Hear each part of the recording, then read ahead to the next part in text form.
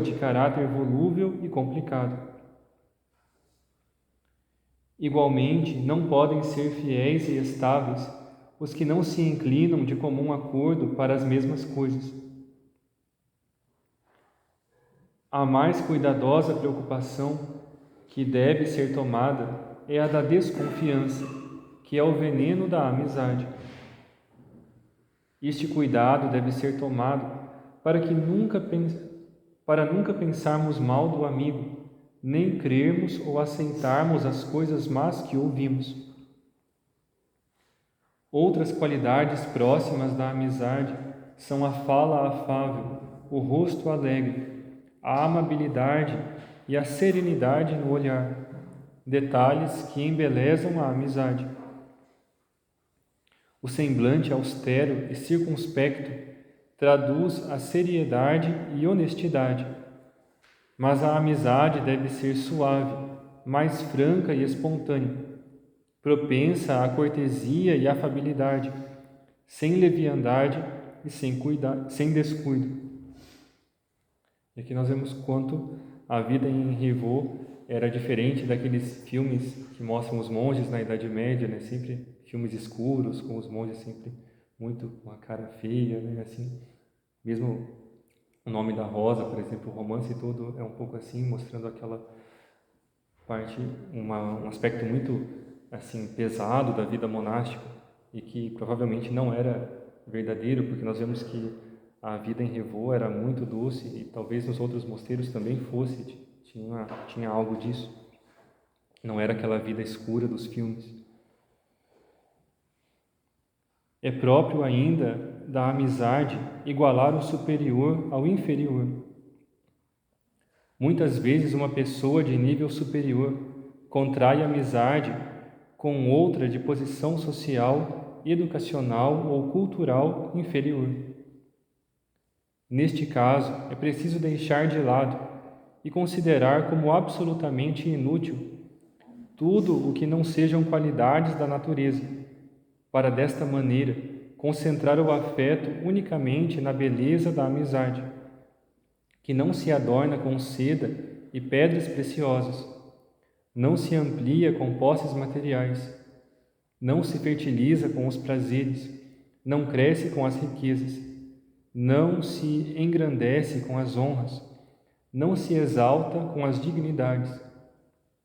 Assim, voltando às origens, convém examinar minuciosamente a igualdade que foi dada pela natureza, e não pelos bens acessórios que a ambição oferece aos mortais.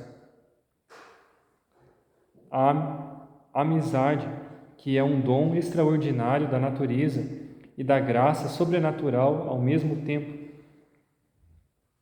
Ou seja, é algo natural e sobrenatural ao mesmo tempo. É uma frase difícil de compreender, mas que joga uma luz sobre aquilo que Santo Elreda está querendo ensinar sobre a amizade, como uma virtude que nasce do sentimento humano, mas que se eleva. Aquele que é exaltado deve humilhar-se, e o humilde deve ser exaltado. O rico deve tornar-se carente, e o pobre deve ser enriquecido, para que assim cada um compartilhe a sua própria condição com o outro, até que se estabeleça a igualdade, como está escrito: o que muito colheu não teve demais, e o que pouco colheu não teve falta. Portanto, ninguém deve julgar-se superior ao seu amigo. Se por acaso você for superior naquelas coisas que enumeramos, não hesite com maior razão em procurar ser inferior ao seu amigo e procure dedicar-lhe a sua confiança, valorizando a condição inferior, mostrando tanto maior dignidade quanto mais modesta for a condição dele. E aqui ele vai dar o exemplo da amizade de Davi e de Jonatas, porque Jonatas era príncipe e Davi um pobre pastor, e eles se igualam na amizade. O exímio jovem Jonatas aliou-se a Davi sem se importar com as questões de genealogia nem com vistas ao reino, e por esta atitude o humilde servo foi nivelado ao seu superior na amizade. Assim, quando Davi fugiu para esconder-se no deserto, condenado a morrer, Jonatas, humilhando-se e enaltecendo o amigo, disse: Tu serás rei, e eu ocuparei o segundo lugar. Que magnífico espelho da verdadeira amizade! Que ato maravilhoso! Aqui ele se estende bastante com o exemplo, mas nós vamos já passar para o último texto. Temos só alguns minutos.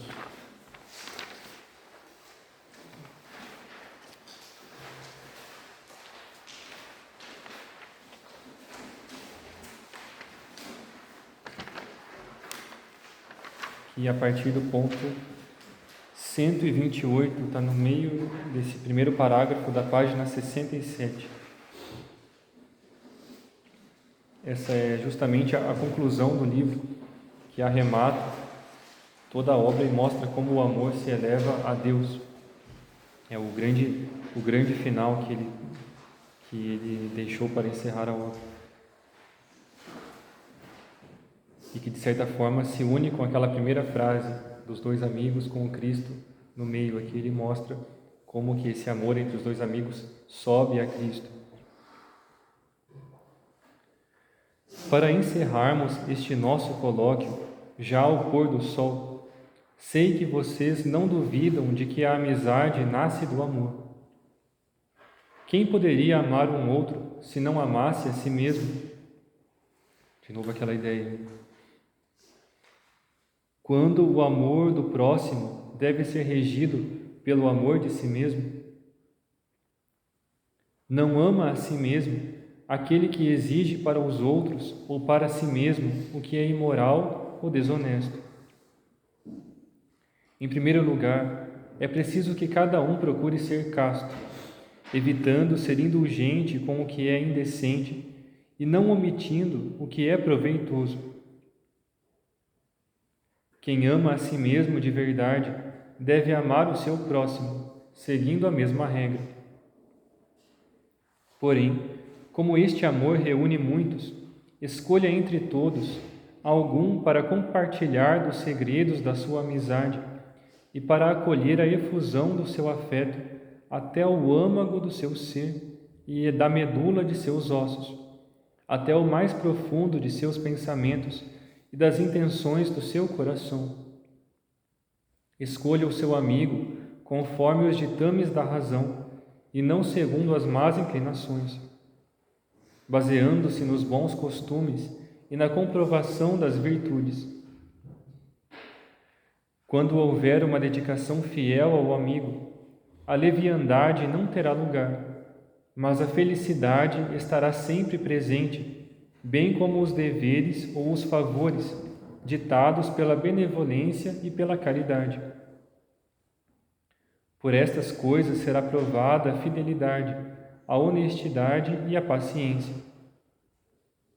Aos poucos se alcança a comunhão nos planos, a assiduidade nos mesmos esforços e até certa semelhança no rosto.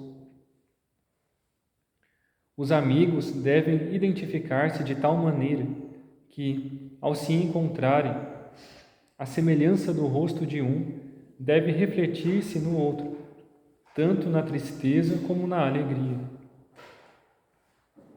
Assim, escolhido e provado, quando você já tiver certeza de que o amigo não desejará, não pedirá, nem oferecerá nada que seja inconveniente, quando considerar a amizade como virtude e não como negócio, quando fugir da adulação e detestar a lisonja, quando agir com espontaneidade, porém sempre conservando a discrição, quando for paciente na correção e firme e estável na estima, quando praticar tudo isto, você sentirá a doçura espiritual, como se lê no Salmo.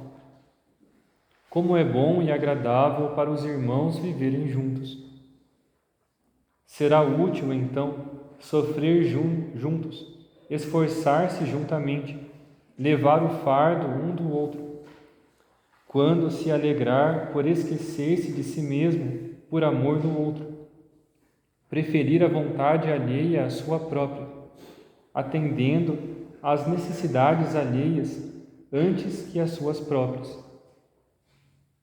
Aqui de novo a regra, aparece em vários pontos de forma bastante clara. Opondo-se e expondo-se aos males que ameaçam o amigo.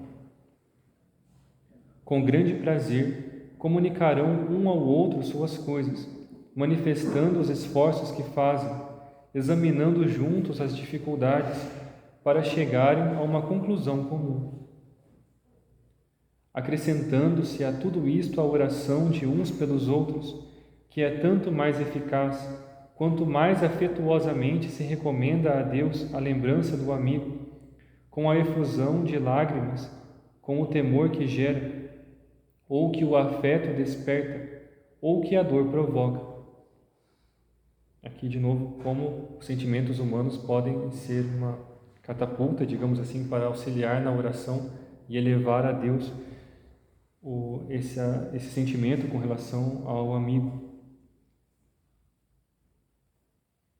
Assim, ao orar a Cristo pelo amigo e querendo ser por ele ouvido, ora com maior diligência e vontade, quando subitamente e de modo insensível, passando de afeto para afeto, como se estivesse tocando de perto a própria doçura de Cristo, começará a experimentar como é doce e a sentir como é suave.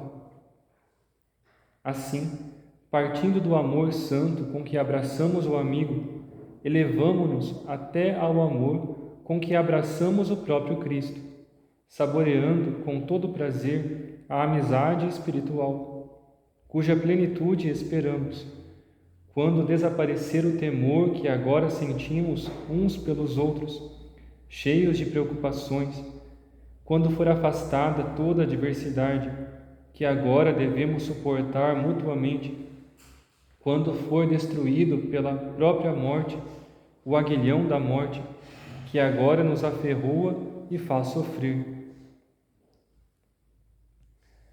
Ao conquistarmos a segurança, gozaremos do supremo bem da eternidade, quando esta amizade, que aqui reservamos a uns poucos, transbordará para todos e de todos derramar-se-á em Deus, quando Deus for tudo para todos.